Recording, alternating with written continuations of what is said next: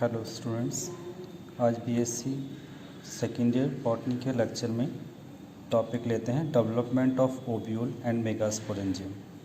क्योंकि इससे पहले जो टॉपिक पढ़ा था हम लोगों ने वो माइक्रोस्पोरेंजियम एंड माइक्रोस्पोरोजेनेसिस पढ़ा था।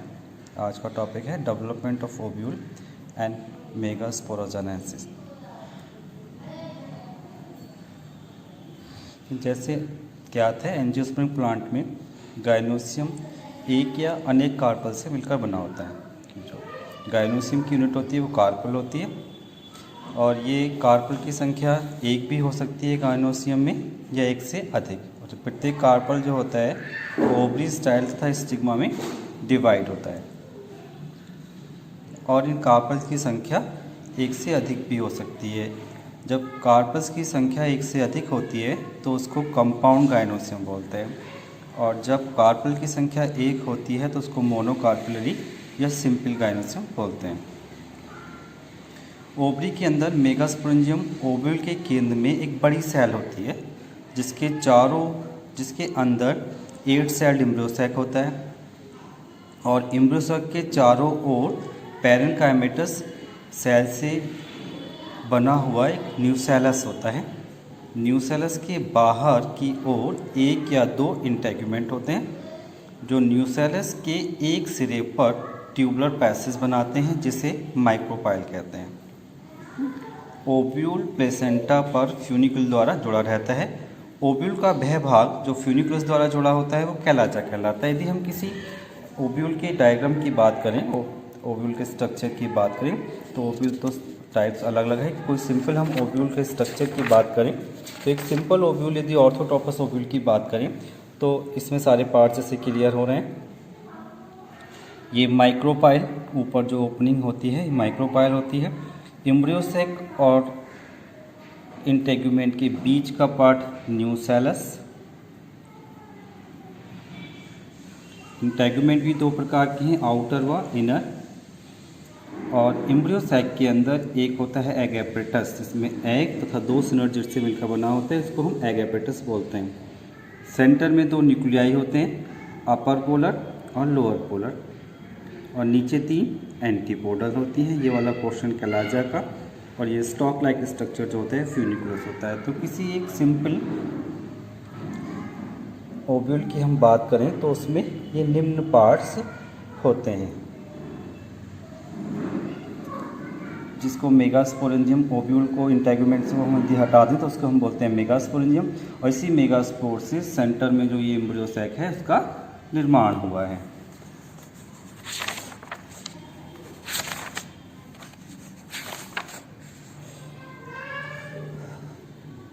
ओव्यूल प्लेसेंटा की मैस्मेटिक एक्टिविटी के कारण एक प्रोट्यूबरेंस या आउटग्रोथ के रूप में विकसित होना प्रारंभ करता है। अभी देख रहे हैं किस प्रकार से मेगास्पोरेंजियम का निर्माण हो रहा है। आउटग्रोथ बाद में न्यूसेलस बनाता है। यदि दो इंटेगुमेंट बननी होती हैं तो एक collar like outgrowth first integument के बाहर उत्पन्न होती हैं। जब बायोटेक्निक ओव्यूल का केस होता है तो एक और इंटेगुमेंट की फॉर्मेशन हो जाती है। पहले बनने वाली इंटेगुमेंट इनर इंटेगुमेंट जो अंदर की ओर ग्रो करती है और बाद में बनने वाली इंटेगुमेंट बाहर की ओर बनती है। और ये इंटेगुमेंट धीरे धीरे न्यूसेलस को लगभग चारों ओर से घेर लेते हैं, कवर कर लेते हैं। केवल एपेक्स पर एक माइन्यूट पोर शेष रह जाता है जिसे हम माइक्रोपाइल बोल देते हैं। बेस पर प्रेजेंट ओव्यूल का भाग कैलाजा कहलाता है। कैलाजा की लेंथ में वृद्धि करने से जो स्ट्रक्चर बनता है उसे बोलते हैं फ्यूनिकुलस। फ्यूनिकुल ओव्यूल के जिस स्थान से जोड़ता है उसको हीलियम कहते हैं। तो इम्पॉर्टेंट टॉपिक है, ये टर्म है, इसे हीलियम बोलते हैं। डायग्रामेटिकली देखें किस प्रकार से मेगास्पोरेंजियम का निर्माण हुआ। तो ये प्लेसेंटा पर एक आउटग्रोथ स्ट्रक्चर बनती है, इसे प्रोट्यूबरेंस कहते हैं। और उसके बाद दो कॉलर लाइक आउटग्रोथ एक के बाद एक बायोटेक्निक ओव्यूल में बन जाती हैं। इसके बाद क्या होती है, एक अलग से एक इंटेगुमेंट बनता है, हम इनर इंटेगुमेंट कहते हैं। न्यूसेलस को कवर करते हुए ये आउटर इंटेगुमेंट है, ये इनर इंटेगुमेंट है और ये बीच में न्यूसेलस है। फिर ये जो इंटेगुमेंट है न्यूसेलस को पूरी तरीके से कवर करने की कोशिश करते हैं। ग्रोथ इन इंटेगुमेंट्स कंटिन्यू, इसको कवर करने की कोशिश करते हैं। इस तरीके से पूरा इसको कवर कर लेते हैं और एक पोर शेष रह जाता है जिसको हम माइक्रोपाइल कह देते हैं। ये जो पोर बचा हुआ है ये नेचुरल माइन्यूट पोर, इसे माइक्रोपाइल बोल देते हैं। इसके बाद integument cover nucellus compactly expect the forming micropyle chalaza elongate to form funiculus. ये वाला जो ये फ्यूनिकुलस बना कलाजा से, और ये इसका माइक्रोपाइल और एक ओव्यूल का निर्माण हो जाता है। इस ओव्यूल के अंदर जो न्यूसेलस होता है उसी से मेगास्पोर मदर सेल डिफ्रेंशिएट होगी और मेगास्पोर बनने से मेगास्पोर से फिर फीमेल गैमेटोफाइट बनेगा। इस प्रकार ये जो डायग्राम है वो है डेवलपमेंट ऑफ एन ओव्यूल। इसके बाद नेक्स्ट जो टॉपिक आता है वो आता है मेगास्पोरोजेनेसिस, यानी कि न्यूसेलस के अंदर मेगास्पोर का निर्माण, फॉर्मेशन ऑफ मेगास्पोर। ओव्यूल की बहुत यंग स्टेज में जिस समय इंटेगुमेंट बनना प्रारंभ होता है, फ्यूचर माइक्रोपाइल के ठीक सामने न्यूसेलस की हाइपोडर्मल सेल बाकी सभी सिस्टर सेल से डिफ्रेंशिएट हो जाती है, मतलब बिल्कुल अलग दिखाई देने लगती है, जिसे हम आर्कीस्पोरियम या मेगास्पोरेंजियल इनिशियल कहते हैं, क्योंकि इसका जो न्यूक्लियस होता है वो कॉन्स्पिकुअस होता है, साइटोप्लाज्म भी गाढ़ा हो जाता है, बाकी सभी सेल के से बिल्कुल ही डिफ्रेंशिएट करने लगती है। तो ओव्यूल दो प्रकार के होते हैं, जैसे एक तो क्रेसिन्यूसलेट है। तो क्रेसिन्यूसलेट ओव्यूल में जो मेगास्पोरेंजियल इनिशियल है एक पेरिक्लिनल डिवीजन द्वारा बाहर की ओर प्राइमरी पैराइटल सेल और अंदर की ओर प्राइमरी स्पोरोजिनस सेल बनाती है। परंतु टेनुन्यूसलेट जो ओव्यूल हैं जिसमें न्यूसेलस की मात्रा कम होती है, उनमें megasporangial initial direct megaspore mother cell की तरह बिहेव करती है। वहाँ डिवीजन नहीं होते, डायरेक्ट ही बिहेव करने लगती है मेगास्पोर मदर सेल की तरह। प्राइमरी पैराइटल सेल या तो अनडिवाइडेड रहती है या इसमें कुछ पेरिक्लिनल या एंटीक्लिनल डिवीजन से पैराइटल टिश्यू बन जाते हैं, जो वॉल लेयर्स होते हैं पैराइटल टिश्यू बनते हैं, जिसकी मात्रा डिफरेंट केसेस में डिफरेंट होती है। साथ ही साथ प्राइमरी स्पोरोजिनस सेल एनलार्ज होकर मेगास्पोर मदर सेल की तरह बिहेव करने लगती है और इस मेगास्पोर मदर सेल में मियोसिस से आगे चलकर एक टेट्राड बनता है, लीनियर टेट्राड। इसमें भी टेट्राड की जो टाइप है वो 6 टाइप की है, जैसे माइक्रोस्पोर टेट्राड होता है वैसे ही मेगास्पोर टेट्राड होता है। किस प्रकार से इसका निर्माण हो रहा है मेगास्पोर का देखिएगा। जैसे ये जो एपिडर्मिस थी, एपिडर्मिस से एक सेल डिफ्रेंशिएट हुई जिसे हम मेगास्पोरेंजियम इनिशियल बोल रहे हैं, ये बाकी सभी सेल से डिफ्रेंशिएट हो रही है।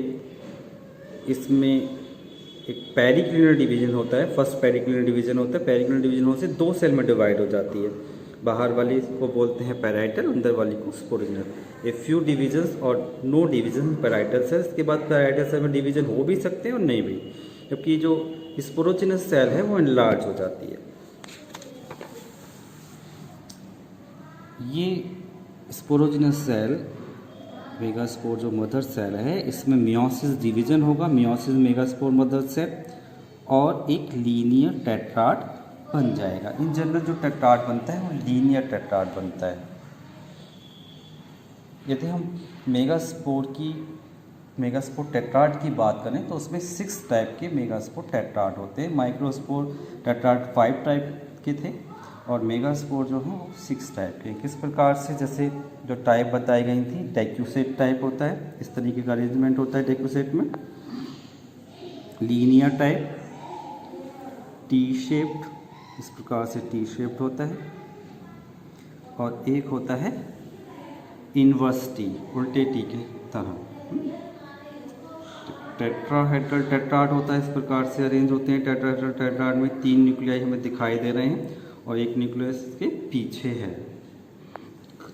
एक होता है आइसोबाइलेटरल, आइसोबाइलेटरल में बराबर डिवीजन होता है, चारों स्पोर इस प्रकार से टेट्राड में बराबर दूरी पर 4 बॉक्सेस में अरेंज होते हैं। तो इस प्रकार मेगास्पोरोजेनेसिस का प्रोसेस होता है, मेगास्पोरोजेनेसिस का प्रोसेस होता है ओव्यूल के अंदर।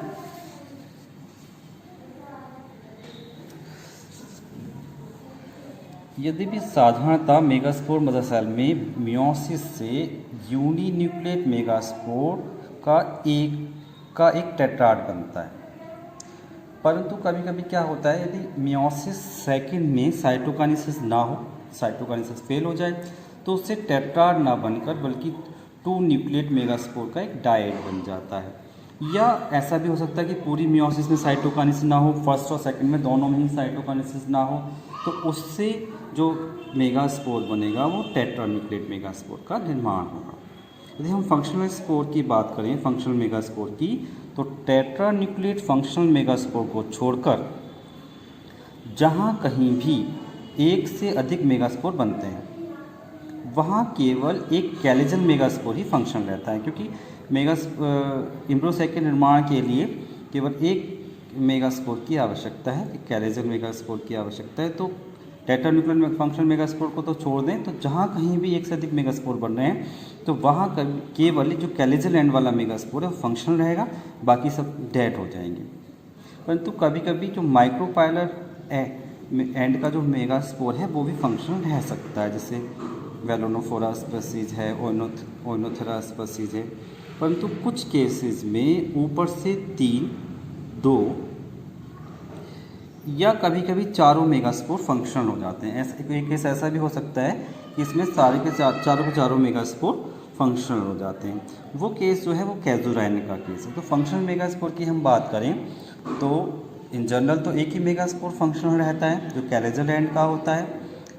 कभी कभी ये भी हो सकता है कि माइक्रोपाइलर एंड का भी मेगास्पोर फंक्शनल हो जाए, और कुछ केसेस में क्या होता है ऊपर से 3 या 2 या कभी कभी 4 मेगास्पोर फंक्शनल हो जाते हैं, जिसका एग्जाम्पल है कैजुराइना। तो इस प्रकार हमने देखा कि मेगास्पोर टेट्राड में से जो 4 न्यूक्लियाई होते हैं उनमें से एक न्यूक्लियस फंक्शनल होकर